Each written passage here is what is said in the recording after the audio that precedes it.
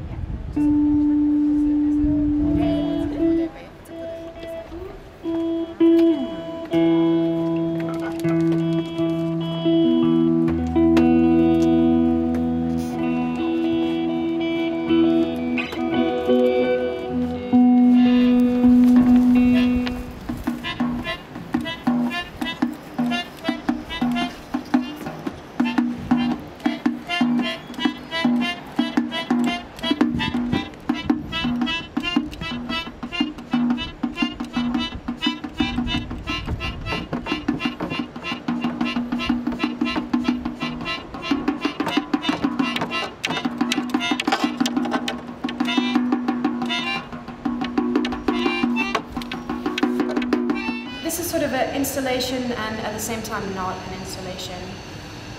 We really haven't done anything to the room, so this is something that we've carried with us in all the sites. We've never hammered into or tried to change the space to make it more how we would want it to be. And so we felt the same with this space, and we're quite determined about that from the very beginning, because we said we want the room to be exactly as it is. But when I came to Hong Kong, I started to work with different choreographers who did a lot of site-specific dance and improvisation. And then I really started to love it, because I think it's great if you come to a different site, then it's like you get a lot of information and the site is telling you a lot about it, and then you try to respond to this.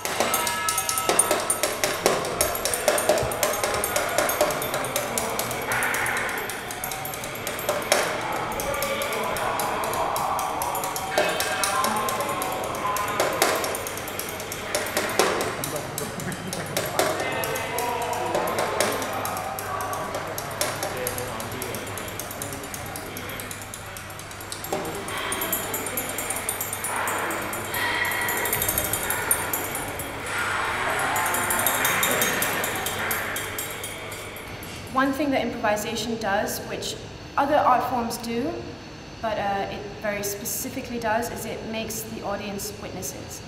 So rather than being spectators to seeing something that entertains them or that we know offhand is going to be good or pretty or interesting, it means that they are part of the process with us in the room. And it means that because it's happening in the moment, for them as well, it's like they don't have the same time to judge what they're receiving. And often with improvisation, as it does for the performers, is that memories come back later. I mean, you never remember a whole improvisation because you're too engrossed in the moment. So only after a performance, suddenly I always have a few flashbacks, but actually I can't remember what happened. It's like a memory loss. It's quite a strange experience. It's very, you go into some kind of trance. And I think the audience in a way also do that. The way memories are triggered, these images will be triggered by the laser, so it's a very concrete way of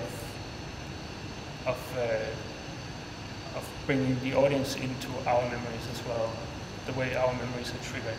I also think the other thing, just to say, of course, that they produce projection and sound and light and triggered by the lasers, but the other thing is that they are the way that we've figured out the best solution for showing our documentation.